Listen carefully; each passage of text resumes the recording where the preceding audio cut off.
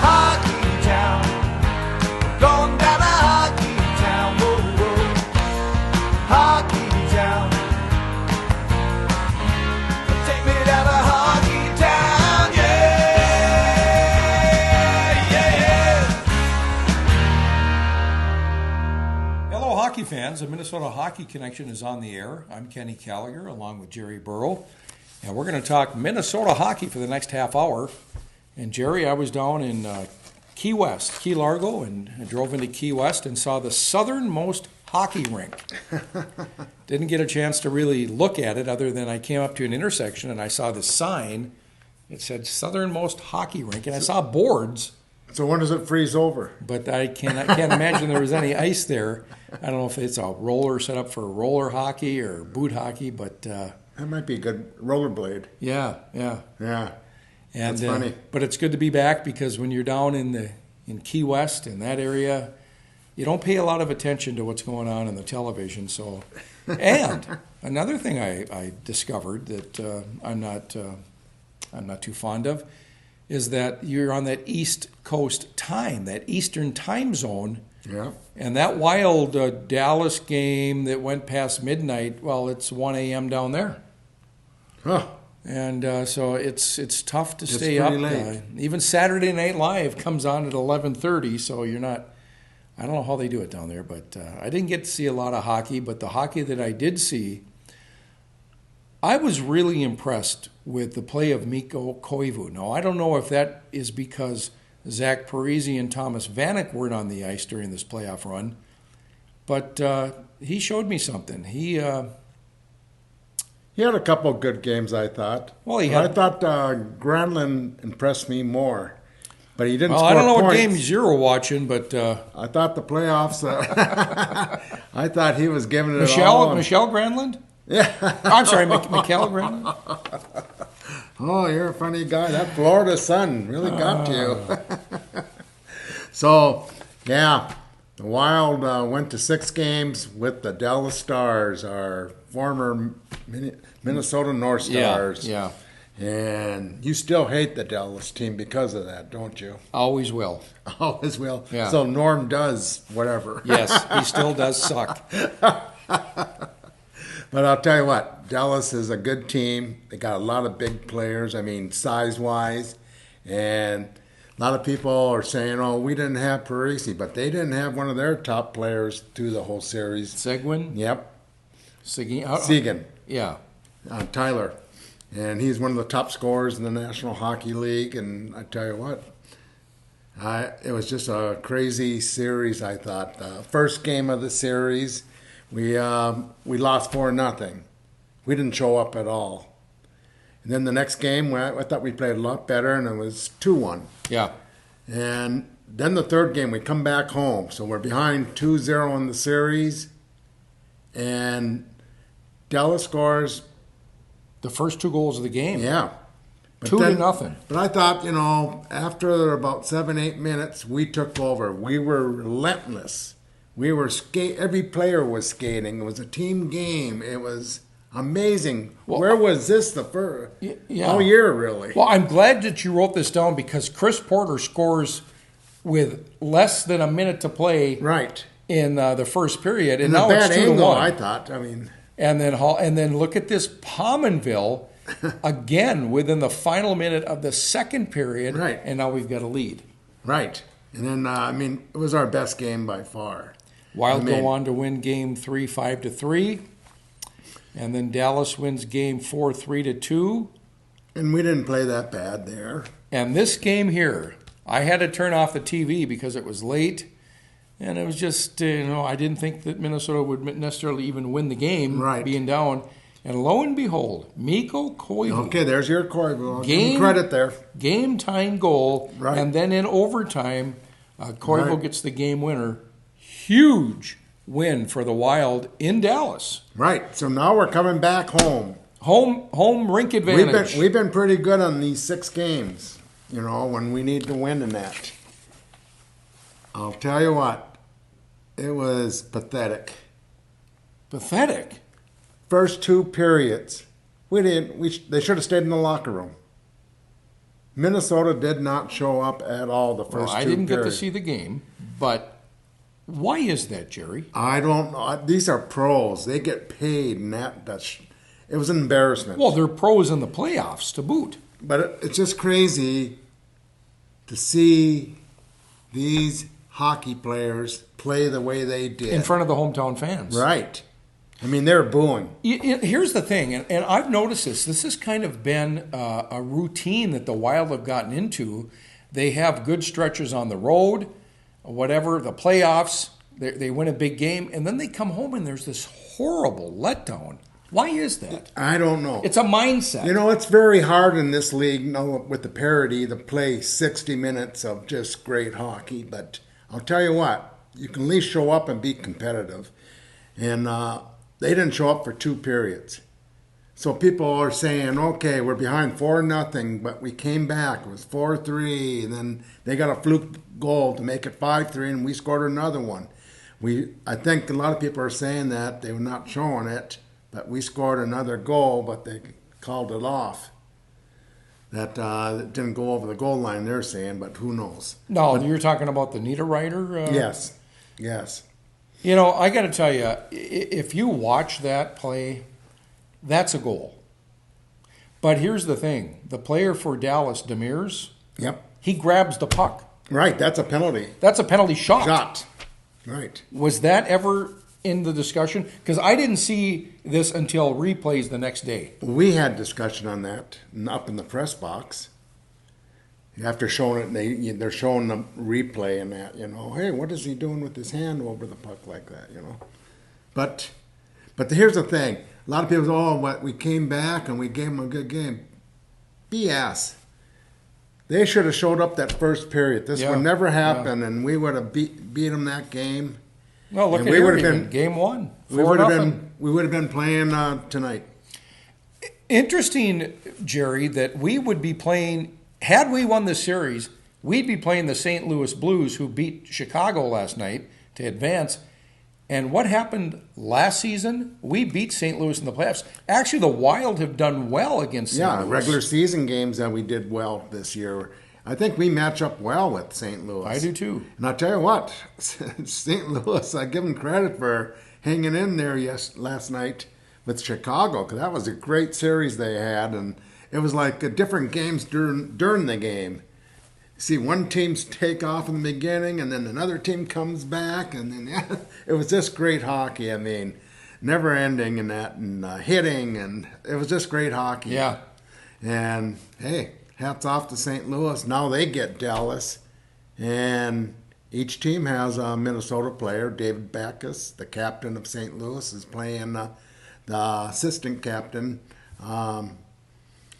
Alex Goligoski from Grand Rapids. Oh, sure. The defenseman. Well, let's talk about the Wild and what, Torchetti came here, interim coach, his third stint as an interim coach. I got to believe that he's not going to be considered for a permanent position. I think he'll be considered, but I think the chances are less than 50% that he'll get it. Well, who do you think is a likely candidate? Or I don't maybe know. Who would you like to see? I think, as a head they're coach going to for have this to team? think of someone with experience, but I don't know. That's a tough one, because I don't think a coach with experience is going to change that unless they change some of these players. I think it's the players they have to change, and I think. Well, what about Parisi and Suter? They came here. They're up there in age. They've got these hefty contracts. Do you think one of these will find a new home next year, perhaps, based on a tough a trade? one. I think they got a no trade in their contracts, and they like it here in the Twin Cities, and I don't think so. I think they're here. All right. Okay, so they're here. Thomas Vanek? They're not going to buy them out because that's too much money. Vanek would be one. He has a year left that they can buy out his contract. And What's Mikko Koivu's status? I think they'll let him stay and finish his contract because he's the captain, and I think they can still use him. Do you know what his contract runs through? I think he has another 2 years. Okay. I think he has 2 years left. All right. Where do you see some changes coming? Defense? Oh, yes. I think there's going to be some trades All right. during the offseason. Who goes? I think the only two safe ones right now because of Suter with his contract And Scandella. Spurgeon, I think. Well, Scandella had the extension too. Right, but they can trade. True. So he'd be the third one I would keep, but everything else is open on the defense side. And then I think at the end of the season, I think Niederreiter looked real good. Granlund looked real good, even though I didn't, like you said during the season, he just didn't impress anyone. Mm-hmm. But I think they put him over on left wing there in the playoffs and instead of center, and he played a lot better. I think he's too small to be center and get down low. I think he can do other things better. So we'll see what happens there, but I think they'll keep him. Charlie Coyle was pretty solid this year. He had a pretty good year, I thought. And then after the coaches change, Eric Hulla. I don't know. Yeah. There would have to be a problem with Yo and Hulla. Yeah. I mean, because he started playing real good and he got a lot of playing time. Then Parisi will be back. So we got 6 forwards and 2 or 3 defensemen, and they'll keep the goalies. Now you have the young draft pick from a couple of years ago, Alex Tuck, who his college career has ended with Boston College. Will play in the minors, but do you think he'll be up with a big team next year? Is he? I think he doesn't have the experience, and I think they need to get a little experience and go down to Iowa in the American Hockey League, their farm team, and get some experience there. And I can see them, if he's playing good, they'll bring him up a game here and a game there. Yeah. And that Gabriel that they used in the playoffs, the big guy, I think same thing. I think he'll be back in Iowa, and then they'll use him when maybe they go on a road trip where they play the big teams like the LA Kings and Anaheim. If they go out west, they might bring him up for that. And St. Louis, Dallas are How about big Pominville? teams. Here's a tough one. I don't know. He's I think if they can find something in the trade or something like that, they would trade. What do you think is the likelihood that Zach Parise? I mean, he's got a herniated disc. This is an injury that really doesn't get better. Right. And if they operate, he can be out for close to a year, they say. Yeah. Do you think this is something that we should be concerned about? Is whether or not this could even be a career? I would. Type of. I mean, he's getting up there in age, and the injuries they don't heal as fast. No. And I'd be concerned. What about Zucker? Zucker had a hard year. He did. He did. He had a little flash going early on, but it dimmed. And I think he lost a lot of confidence at the end of the year there. Yeah. But we'll see what happens in the offseason. We don't know everything. Yeah. Was he injured a little bit? Was he? But he has speed. Just like Schroeder, they used him. They didn't use him until game 5 when he scored a goal. Mm-hmm. So, but I like his style of play too. But Fontaine, UMD player, I think he's gone. Sure. Let's get back to this coaching situation. John Turchetti, interim coach. Do they look at somebody on the bench, an Andrew Brunette, a Daryl Sador? I got to tell you, when we hired Mike Yole, Craig McTavish of Edmonton was somebody, I don't know if they interviewed him, but he was. I think that he did get a chance to interview at least. And I thought maybe he'd be a good fit for this team. I don't know. I don't even know if he's coaching. I don't think he is. Yeah. Yeah, they'll look for someone that's free, and that's we'll see after the playoffs, because there'll be some firing maybe. Some of these teams don't get far where they expected them to get far. We'll see. Like I thought if Hitchcock lost last night with St. Louis, he would have been fired, because that would be 4 years in a row where they're the favorite and they lose in the first round. So, but I'm sure there's going to be a few out there that have a lot of experience, and we'll see if that's the way they're going to go. Yeah, free agency begins July 1st, so we're a ways away from free agency. Of course, we got to get through the playoff run, and we're still in April. Right. We're just finishing the first round tomorrow night. Anaheim and Nashville go their 7th game. Yeah, Nashville. They're playing good. Mm-hmm. They'll be out in Anaheim tomorrow night, and then first round's over, so the winner of that game, let's see, they'll be playing San Jose. and then Dallas and St. Louis. So that's the western side. On the eastern side, big matchup with stars, Pittsburgh and Washington. This is a series that could be billed as a Stanley Cup. Yeah. I mean, two very, very good teams. Right, and then in Tampa and New York Islanders. As a matter of fact, you could possibly say the winner of that series could be the Stanley Cup favorite. Right, because Pittsburgh's playing very good hockey They right sure now. are, and they're healthy. Right. And then New York Islanders, they got some Minnesota kids that are playing pretty good. And Minnesota East. There you go. They got Brock Nelson. They got, Anders Lee, but he's been injured. Let's see, who else you have? And Nick Leddy, Yep, that was yep. a Minnesota Wild player. Mm-hmm. Well, Probably one of the Clutterbuck. worst trade we ever did, I think. Cam Barker with the Chicago Blackhawks, and Fletcher will have to live with that one for the rest of his life. But again, I was in Florida vacationing and watching the local news. They referred to the Florida Panthers, they referred to them as the Cats. The Cats? Yeah. All right. We got Kyle I heard that Oposo one. on that team. Sure. So there's a lot of Minnesota kids. In Washington, they have a few players. too. Niskanen. They have T.J. Oshie. Yep. They got Nate Schmidt that played at St. Cloud Cathedral. So they got a few there. We've got a lot of Minnesota kids. There's two playing, one on each team in Dallas and St. Louis. What was disappointing that the Wild weren't able to consistently show up and play good hockey. Right. I'm just the way they played in this playoffs. I'm disappointed in Yeah. the team. Yeah. The way they started out, and then that last game, Yeah. the first two periods, that was the worst two periods I've seen. I mean, they played some bad periods this year. Yep. But that was the worst two periods I've seen them all year.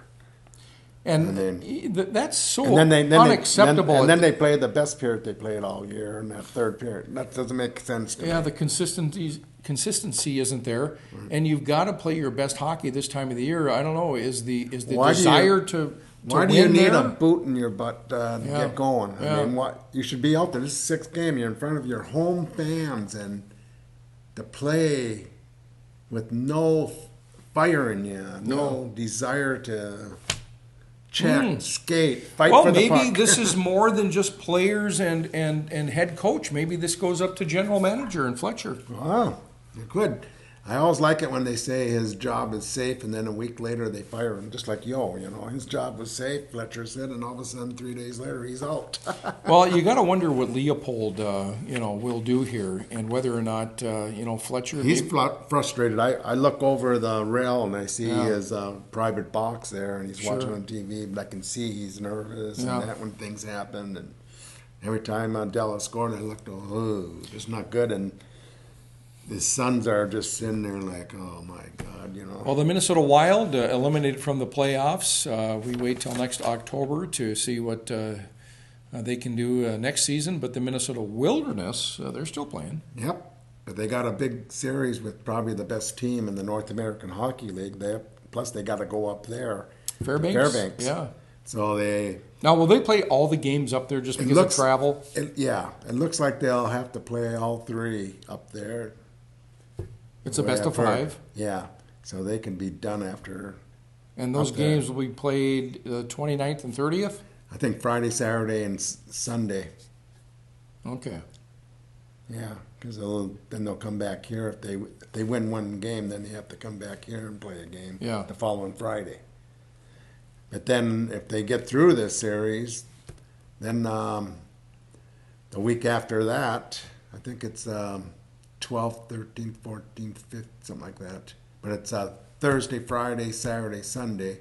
They have the final four, the winner of each conference division, like the Midwest and is it Central?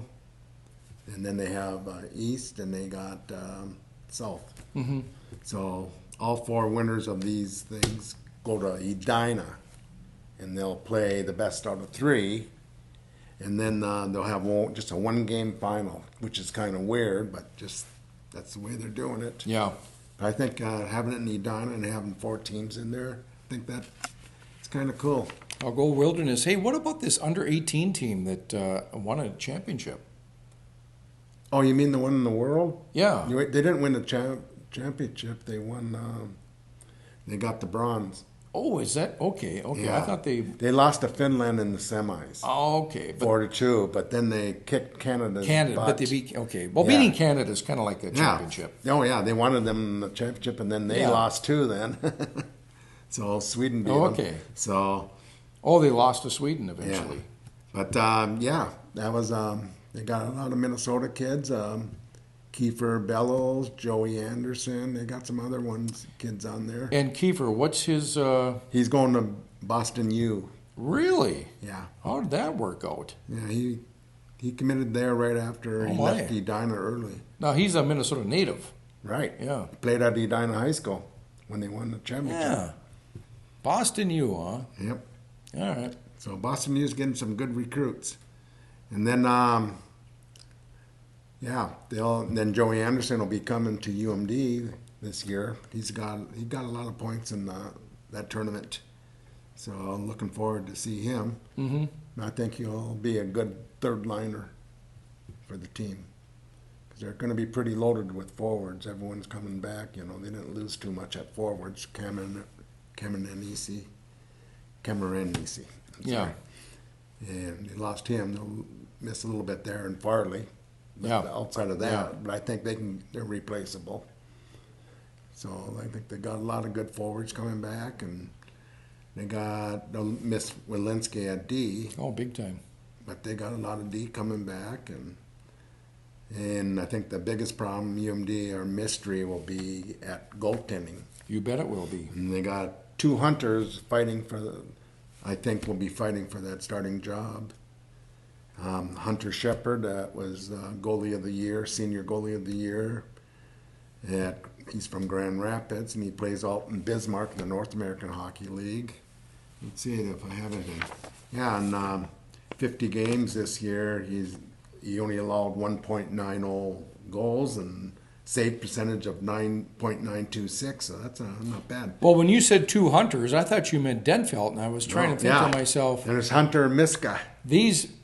both of these goalies are named. Their first names are Hunter. Right. Oh my! And right. and they're both from Minnesota. So then Hunter Miska, he plays at Dubuque in the USHL, and 46 games, he's got a 2.46 goal against average, and .913. But he's playing pretty good in the playoffs. In 4 games, he's a 1.56 and .946 goal save percentage. That's not bad. So both these goalies I think will be good competition. Yeah. And hope they can start out, doing real good. Because there's going to be a lot of pressure on them at first, whoever gets that starting job, because Kashmir, he did a heck of a job coming in here. And He sure did. He So- sure did. Yeah. and we wish him the best, He had the opportunity and he took it. Yeah. So nothing wrong with that. Well, no, when you can sign a professional contract, that's why you're playing hockey as a youth, and you finally get to a D1 school, and you realize that your dream of being a professional hockey player is a little bit closer, and plus you get a new car out of the deal. There you go. Why not? And then they had the high performance NIT, and so they had a couple teams from Wisconsin, Michigan, one team from Massachusetts, one from North Dakota, and 2 from Minnesota. And the 2 Minnesota teams, the seniors are the kids that are graduating this spring, and then the high performance 18 are kids that are turning 18 this year, but they still have another year of high school. And the high school kids are coming back this following year. They beat the seniors 7-1. But then at the same time going on, Whoa. What was this? the 18 team beat the seniors 7-1, Minnesota senior team. They were in the finals, these 2 teams. Now, what's this NIT? And it's a national invite tournament. Okay. So they invite teams from other states and that. Like Michigan brings their senior team, and then they bring in their 18 team, which is, like I said, these 18s still have another year of high school. Okay. But they're turning 18. Yeah. So, but the 2 Minnesota teams were the top 2 teams in each bracket, so they met in the finals on Sunday, and the ones that are coming back next year for their last year of high school beat the seniors that are graduating this year 7-1. So they kind of kick butt. Usually the seniors win this tournament. Yeah. all the Oh, time. really? Okay. Yeah. Then they had the red, white, and blue best 16 and 17s in Minnesota. So they had 3 teams. The week before they had 1 team from every section, but then they cut it down to the top 54. And that was great. So we had a lot of northern boys on these teams. So, and now because it's over, they'll pick 1 team on each the 16-year-olds and 17-year-olds, and they'll be out in Lake Placid in August for their tournament. And that's so we'll see a lot of Minnesota kids going out there. That'll be nice if you make the team. And So Norm McIver's team, the Chicago Blackhawks, is out, but Yeah. Tommy Curver's team, Tampa Bay, they're still in it. there you go. Yeah, it's still kind of funny. And I don't know what Curvers does because he's at almost all the Wild game. Well, he's an assistant GM. Yeah, but he's always up in Minnesota, so he doesn't really get down to Tampa. He's out scouting and looking and watching. I And, guess one way of seeing other teams is watching Wild play the teams that they play. And it's close to home. I guess he has a house in Bloomington, plus up in Brainerd. But in the USHL, their playoffs, they cut it from 16 to the top 8 teams for the start the playoffs, and right now it's coming down to the semis where Waterloo will be against Tri-City, and Dubuque will play the winner. I guess they have the best of 5, and Bloomington and Cedar Rapids are still playing. But Dubuque, like I say, has a Duluth East kid, Andrew Kerr, and they have the goalie Hunter Miska on that team. oh, okay. So, All right. so he's still playing in the playoffs, so that's nice. Yeah. Well, getting back to this Minnesota Wilderness team, I know that they beat Janesville, and you've got the scores there. They lost the first game 5-2. They won the second game 2-1, and then back-to-back overtime wins 2-1 and 3-2.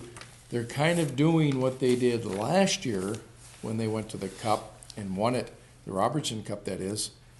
And they're kind of coming from behind. I mean, down 1-0 in the series, and Well, it's kind of funny. Look at these scores: 2-1, 2-1 with 2 overtimes, 3-2.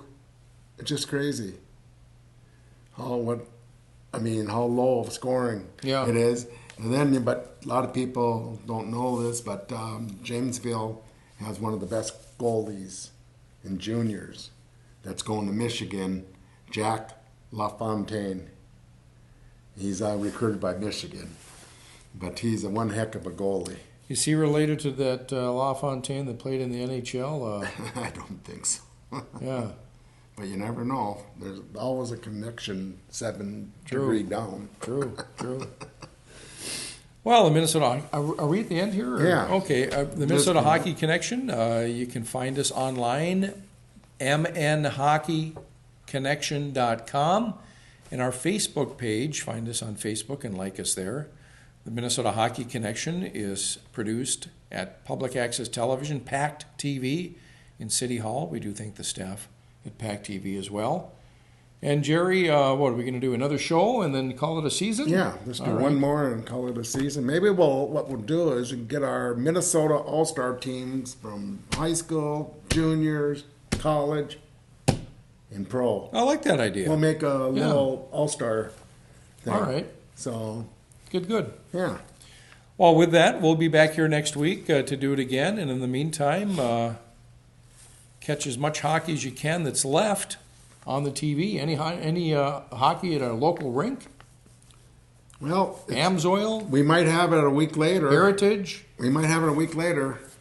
Is maybe the Minnesota Wilderness? Good luck to them if they You can. bet. If You they bet. can beat at least one game up in Fairbanks. Well, we they'll hope. be coming back home. Yeah, to we play. hope for more hockey up in Cloquet, Northwoods Credit Union Arena. And until next week, we'll be back then.